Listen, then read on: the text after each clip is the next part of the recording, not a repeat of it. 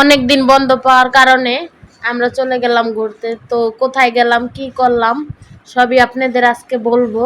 Hello guys, আসসালামু আলাইকুম। কি অবস্থা সবার, কেমন আছেন? আশা করি ভালো আছেন। আলহামদুলিল্লাহ, আপনাদের দোয়ায় আমিও ভালো আছি। তো যেহেতু আমরা বন্ধ পাই না, কাজ করি দুজনে, হাজব্যান্ড ওয়াইফ দুজনে কাজ করার কারণে সময় পাই না। তো আজ একদিন সময় পাইলাম, তো ওদের লয়ে ঘুরতে গেলাম। অনেক জায়গায় ঘুরলাম, অনেক কিছু খাইলাম, অনেক জ্যাম, এত মানুষজনের ভিড়েও বেশিক্ষণ থাকতে পারি নাই।